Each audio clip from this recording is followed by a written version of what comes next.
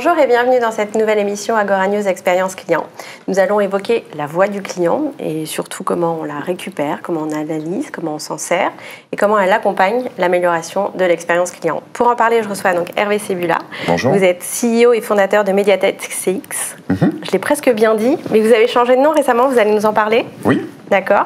Et Olivier Arnoux, vous êtes expert en transformation et gestion de l'expérience client. Bienvenue à tous les deux. Parlez-nous de ce changement de nom, Hervé. Avec plaisir. En juin dernier, Mediatek Solutions a acquis la société Cali Customer, qui est dans le même domaine de la voix du client. Merci. Mais avec des portefeuilles clients tout à fait, je dirais, complémentaires, avec des portefeuilles solutions complémentaires également. Et pour finalement faire en sorte que le mariage fonctionne bien, nous avons tous décidé, à la fois chez Cali Customer et chez Mediatek Solutions, de changer de nom et d'appeler l'ensemble Mediatek CX, absolument. Un peu à l'ancienne. Mediatek CX, qui, évidemment, tout le monde l'aura compris, veut dire Mediatek Customer Experience. D'accord. Et comment, justement, vos solutions et cette nouvelle solution que vous avez complétée avec Cali Customer va aider l'expérience client? Alors, ce qui est intéressant dans ce rapprochement, c'est que, comme je le disais à l'instant, le portefeuille de solutions est complémentaire. Chez Mediatek, anciennement Mediatek Solutions, nous avions une plateforme qui permettait aux clients d'être tout à fait autonomes, voilà, aux clients de Mediatek CX, d'être tout à fait autonomes avec la solution de voix du client qu'on leur proposait. Est-ce que vous pouvez nous rappeler très brièvement? Bien sûr. Alors, Mediatek CX, nous sommes éditeurs de logiciels, donc dans le monde de l'expérience client, et nous apportons une plateforme qui permet à nos clients, qui ne sont que des grands comptes, de collecter...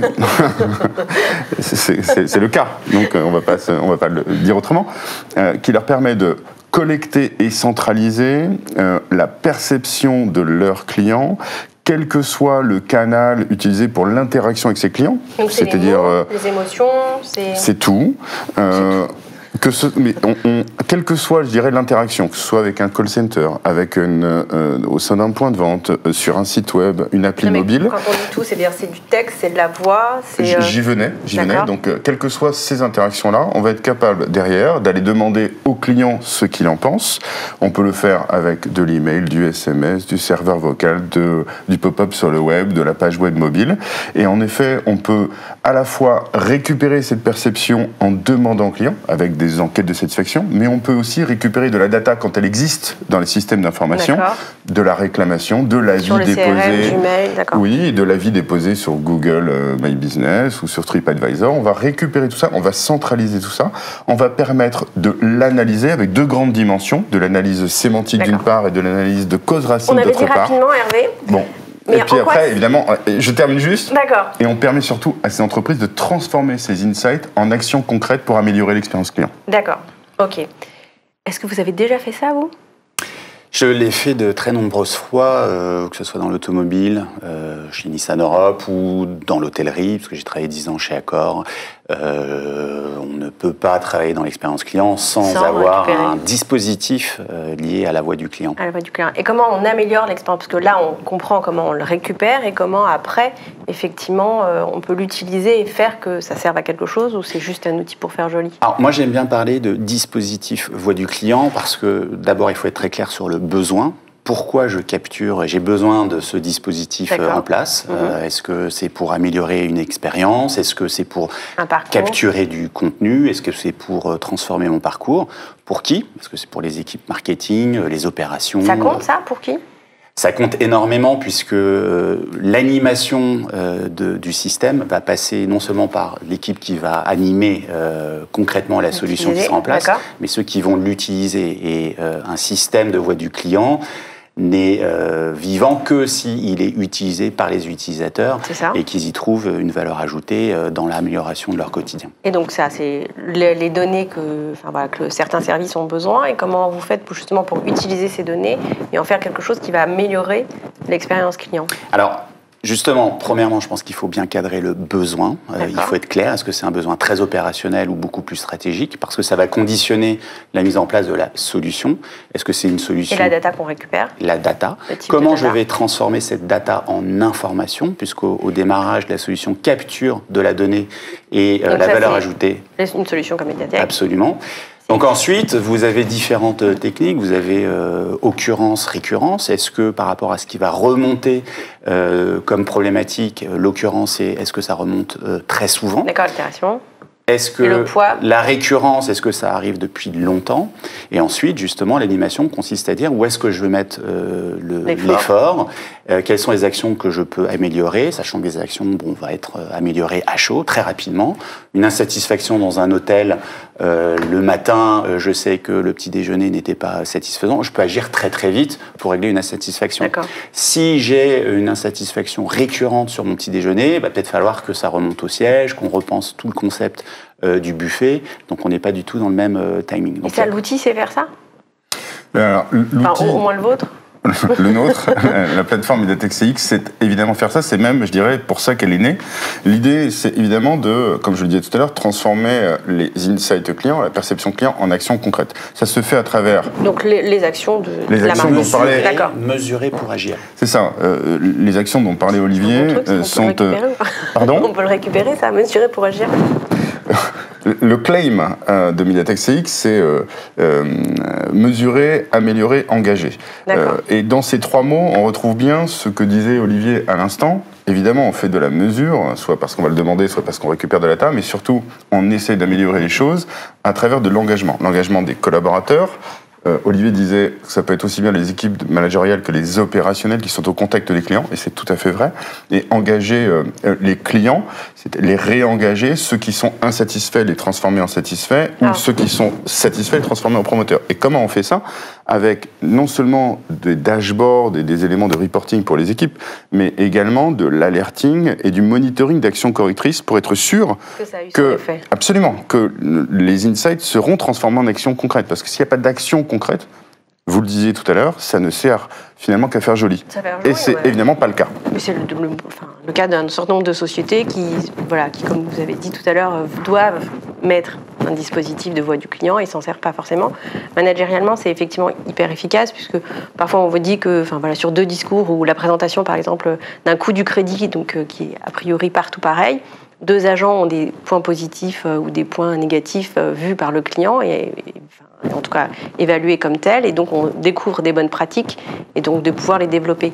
Sur la partie marketing, est-ce que vous pouvez nous en parler un peu plus? Parce qu'aujourd'hui, c'est pas que le marketing n'existe plus, je vais me faire des amis, mais la relation client et l'expérience client a pris beaucoup de place dans les marques. Comment vous avez pu... Je vais rebondir à ce que vous venez de citer sur la comparaison du crédit. L'avis client, c'est aussi un contenu. Et aujourd'hui, on est dans une économie collaborative où le client va aller chercher du contenu, de l'avis client, pour réduire le risque, faire son choix, etc. On a fait des études, quand j'étais chez Accor, sur 2 hôtels, même prix, niveau de satisfaction supérieur pour l'un, 99% des clients vont prendre... Ça existe en France, 99% de satisfaits? 99% des clients vont choisir l'hôtel avec la meilleure note de satisfaction client. Donc on y va vers... Même étude, 2 hôtels, l'un, même segmentation, quasiment le même emplacement. L'un a un tarif beaucoup moins important, l'autre un tarif plus important, mais une satisfaction client au-dessus. 75% des clients vont quand même choisir l'hôtel avec le plus haut niveau de satisfaction. Donc pour le marketing, l'avis client aujourd'hui est prépondérant puisque c'est du contenu. C'est du contenu qui va aussi créer du trafic, d'où l'importance aussi d'avoir des solutions qui vont capter ces avis, qu'ils soient sollicités ou non sollicités. Et en termes d'animation, il faut aussi réfléchir côté marketing sur comment je vais utiliser ces avis pour promouvoir ma marque, pour promouvoir un point de vente, pour améliorer bien entendu mon offre de service ou un produit. Mon positionnement prix. Donc pour le marketing, la voix du client est encore plus prépondérante quand on est dans un environnement digital, avec les réseaux sociaux, etc. Je ne peux qu'abonder dans le sens que vient de nous donner Olivier. La réalité, c'est qu'une plateforme comme celle de MediaTek-CX récupère tellement d'informations sur la perception client que lorsqu'on la rediffuse sur les réseaux sociaux, sur Internet, sur Google, etc., ça fait monter le SEO. Oui, et ça fait de ce qu'on appelle brand awareness, donc de la notoriété pour la marque. Et quand donc, elle est positive, non? Alors, il y a de la modération possible. C'est au choix du client de savoir... On dit toujours que cette voix du client, elle est positive. Elle est surtout... on est latin et en France, on se plaint beaucoup, même si je sais que la solution Mediatex X est internationale, mais revenons un peu en France. On se plaint facilement et puis on est tout le temps insatisfait de quelque chose. Donc, c'est souvent des choses négatives qu'on récupère. Donc, c'est compliqué de... On récupère à la fois du négatif et du positif. Moi, je ne connais pas de sociétés qui vivent avec 80% de clients insatisfaits. Ça n'existe pas. Ces sociétés-là, elles meurent.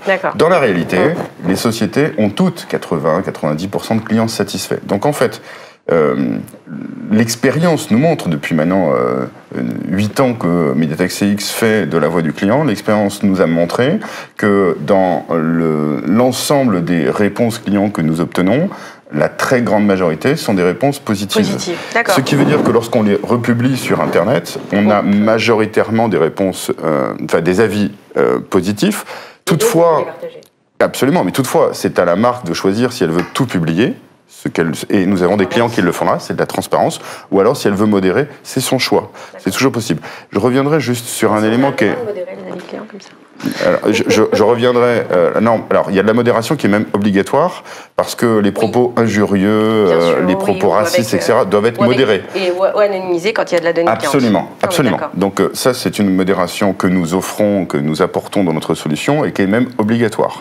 Après, au-delà de ça, lorsqu'on publie sur son propre site Internet, on est une marque lambda et qu'on propose de l'avis client sur son propre site, on a le choix de ne publier que des avis positifs si on veut. Toutefois, nous, on recommande d'être très transparent. Pourquoi? Parce que lorsque les avis sont trop positifs et ne vont que dans un seul sens, ils ne sont pas crédibles. Donc la transparence, elle est de mise, je pense. Et d'ailleurs, nos clients, généralement, le font. Je voudrais juste ajouter un élément, si je peux me permettre. Le fait, justement, d'avoir ces avis clients qui bénéficient au marketing, le fait de récupérer toute cette perception client, c'est aussi un élément managérial, et vous l'aviez dit tout à l'heure, c'est un élément managérial très important, parce que, comme je le disais, la majeure partie de la perception client, elle est positive, et c'est une occasion pour les managers de porter absolument, de porter un regard positif vers leurs équipes en leur disant, regardez, les clients disent du bien de vous. Et même les équipes elles-mêmes se sentent engagées parce que, pour une fois, eh bien, la majeure partie de l'information qu'elles reçoivent et qui les concerne directement, c'est pas un manager qui le fait. C'est pas un manager qui fait, c'est les clients, c'est objectif et c'est positif. C'est fabuleux. C'est fabuleux. Et ben, on termine donc là-dessus. Merci beaucoup. Encore un débat passionné et passionnant. J'espère qu'il vous sera utile autant qu'à moi. À très bientôt. Partagez-le avec #AgoraXP Digital. C'est très compliqué à dire ce truc, il faudra le changer. Gardez l'esprit ouvert, gardez l'esprit critique et à très bientôt sur Agora News, l'expérience client. Merci. Merci beaucoup. Merci. Merci Hervé.